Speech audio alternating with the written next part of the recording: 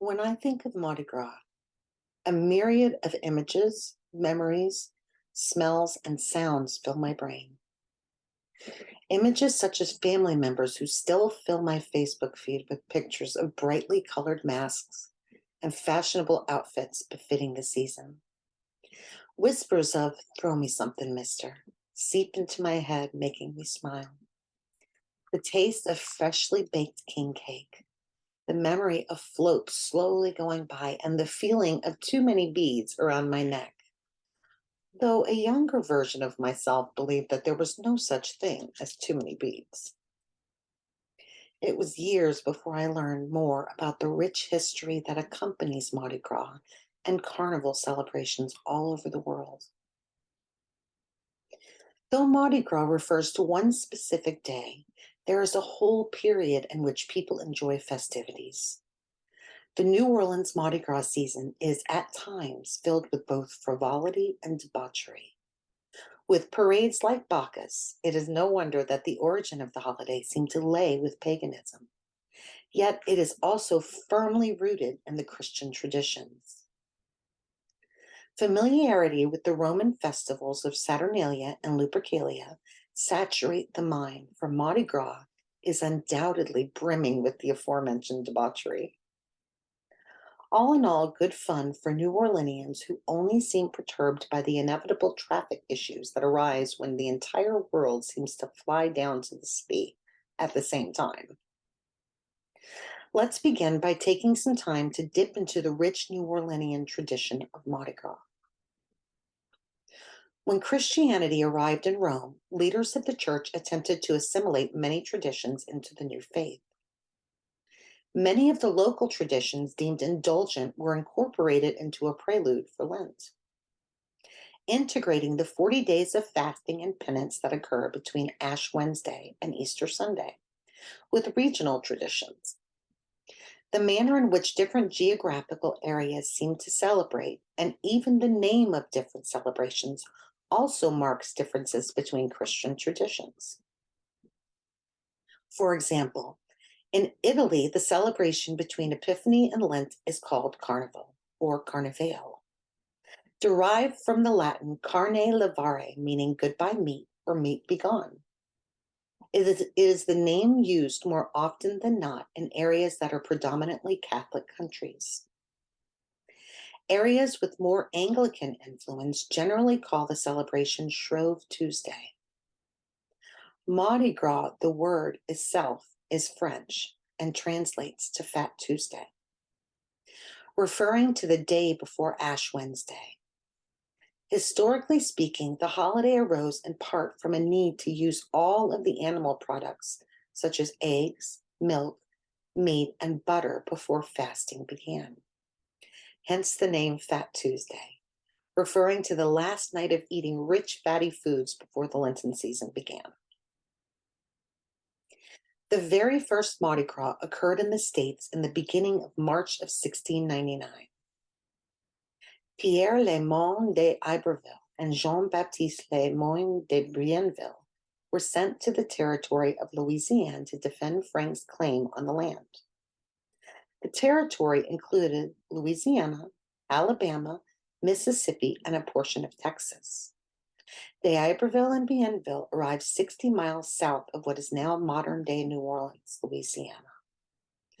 A small celebration called Point du Mardi Gras occurred on that fateful eve, launching years of celebrations in the States that have altered in interesting ways over time.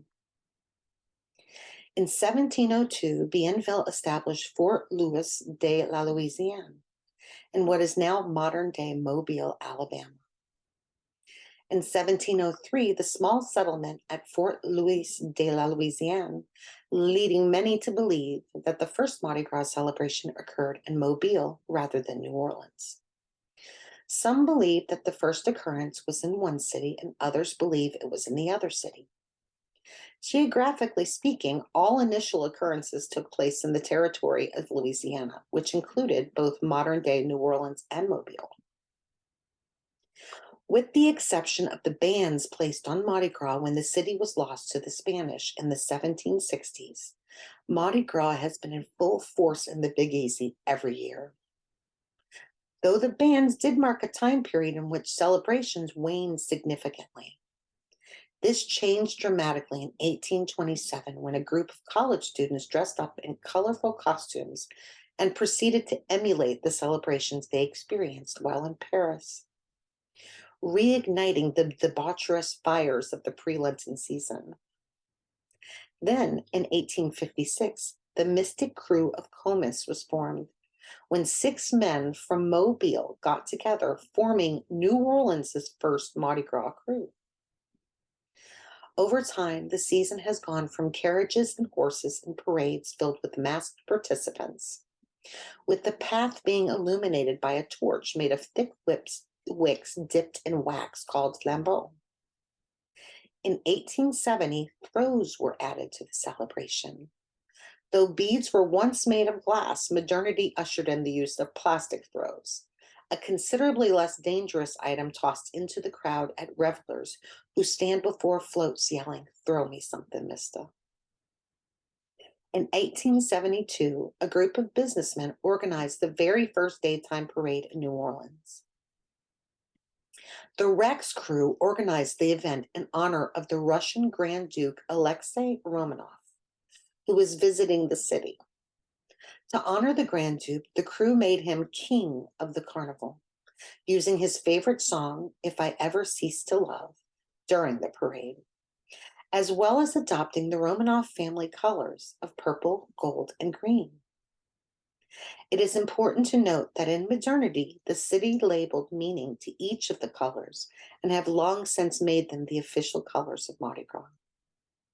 Purple stands for justice, gold for power, and green for faith.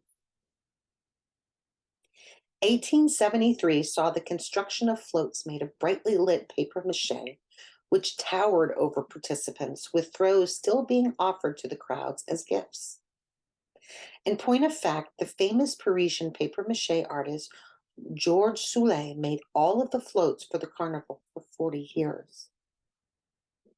In 1896, the first all-female crew formed, a group that still runs today. And in 1909, the first all-African-American crew, Zulu, launched, a rather famous group that also still runs today. Early Mardi Gras celebrations included elegant societal balls, a tradition which is still alive today as well. One of the most historically significant occurrences happened in 1882, when the crew of Comus invited Rex to the Comus Ball, termed the Meeting of the Courts. Rex, known as the king of the carnival, attended the ball, paying a visit to the throne of Comus. When the invitation was accepted, respect was shown. Some see this as Rex, the king, paying homage to Comus, a god. Others see the occurrence as an acknowledgement of the historical importance of the crew. Ultimately, the event was deemed historically important and has continued since the very first invite in 1882. Modernity ushered in additional flourishes. A red carpet laid out just after 11 p.m., offering honor to the visiting captain of Comus, who visits the Rex Ball each year, with Rex then visiting the Comus Ball, ushered in with trumpets, and Comus and his queen welcoming them before entering the ball and doing a double march around the room. Or rather, this used to occur. They used to do this, as the crew of Comus has no longer participated in Mardi Gras since 1992.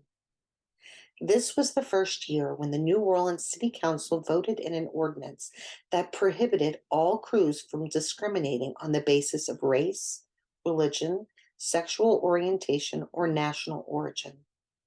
Rex immediately integrated, but several crews, including Comus, decided to stop participating rather than integrate. To say that learning this was disappointing would be a grave understatement. To know that bigotry was alive and pervasive on that level just 20 years ago was not that surprising. But it does not escape me that this was ironic. Mardi Gras is a tradition that celebrates the vivid hues of life's joys, and the camaraderie and cultivating joy, but that meaning can be lacking for those who seek to divide and discriminate. It's an irony as large as and noticeable as the floats they choose to no longer build.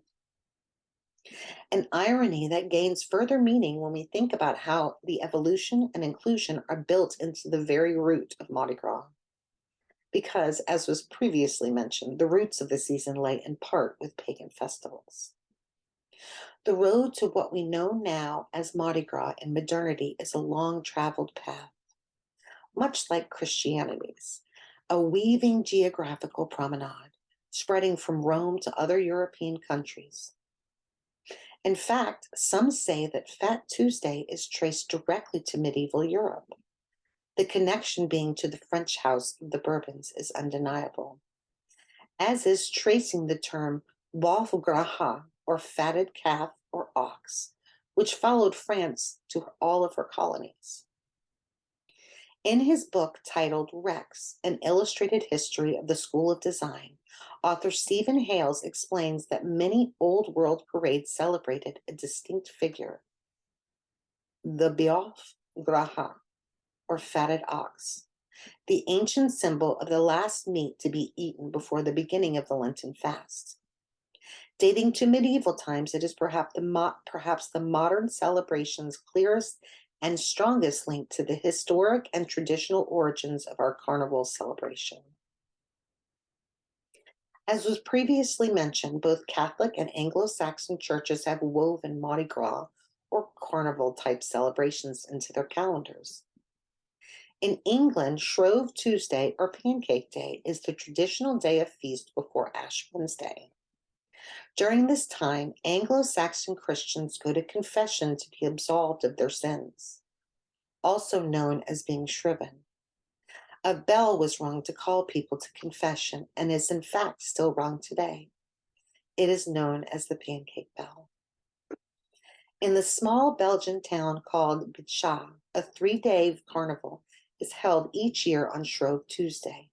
From dawn until the final day of the celebration, performers called Gila appear at the center of town.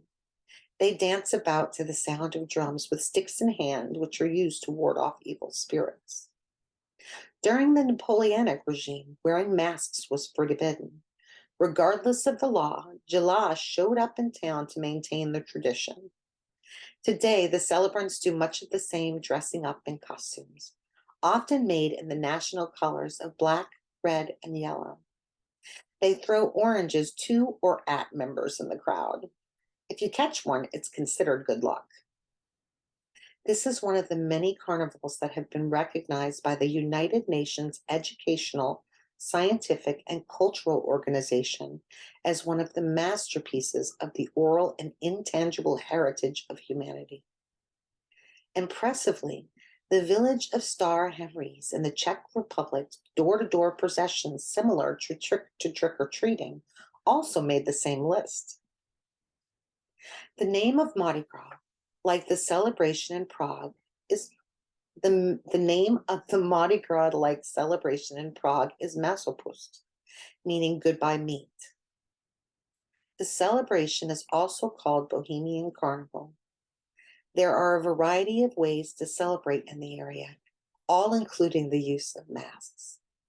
One would see a multitude of different forms of celebration depending upon where they visited, including, though not limited to, parades with floats, dancers, alcoholic beverages, live music, and whimsical costumes. Germany's pre-Lenten celebrations have a few names. The city of Braunschweig has a carnival that dates back to 1293 called Schuld auf, which translates to scaring away the devil.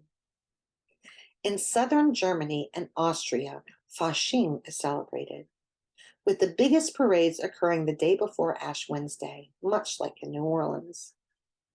The term Carnival itself is used in northwest Germany, with the exception of Mainz, with the biggest parade taking place on the Monday before Ash Wednesday.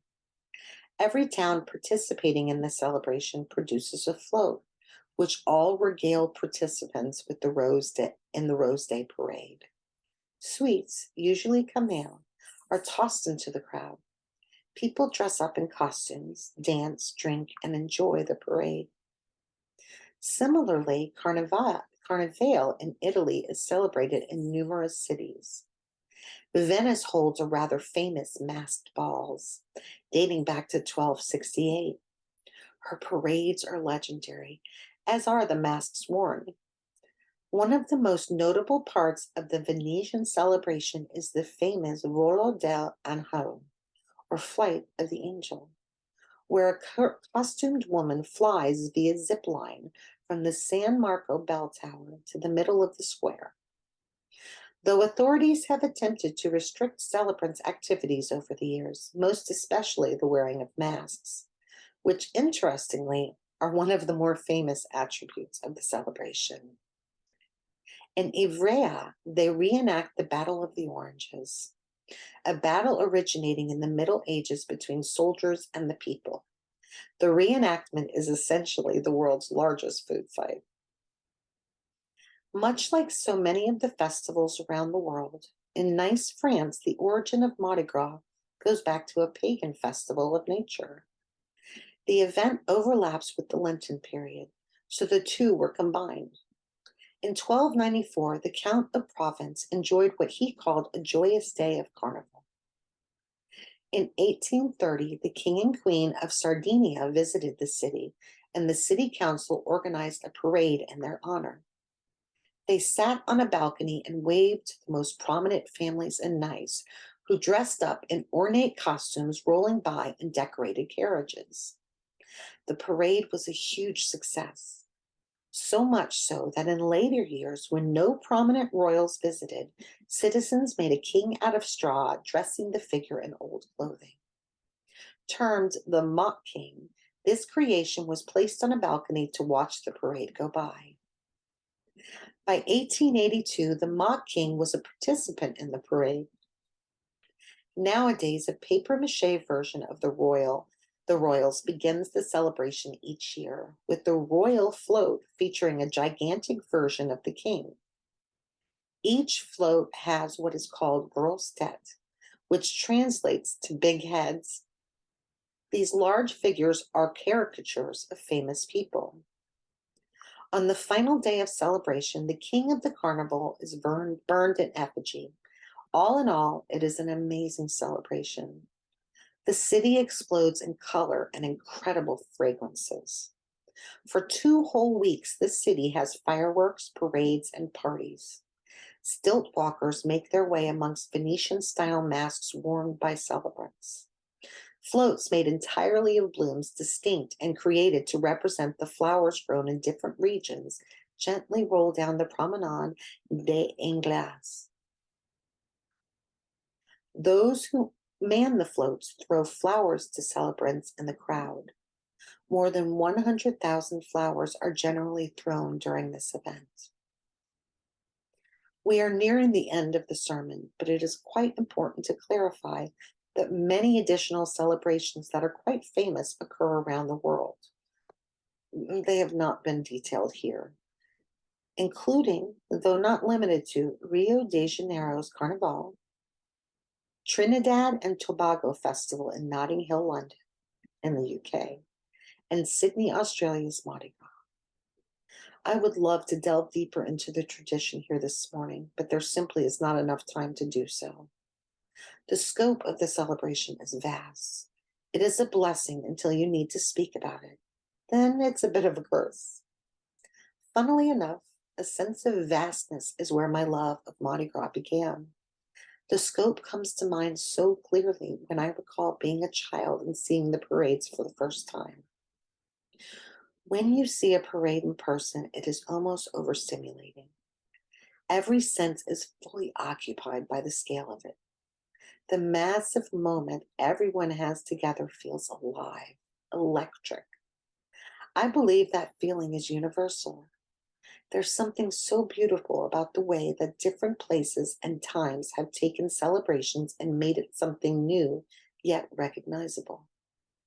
From elaborate masks to throwing oranges, the traditions carry a sense of theatricality.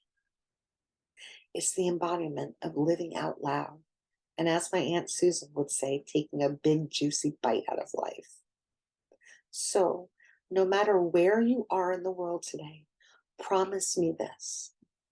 Promise me that you'll live your joy loudly and live today fully, that you will carry on and see the celebrations we make of life in colorful joy. You will find meaning in the silly and freedom in release. Most of all, you must promise me that you'll let the good times roll. Or as they say where I'm from, Laissez, bon temps, rouler.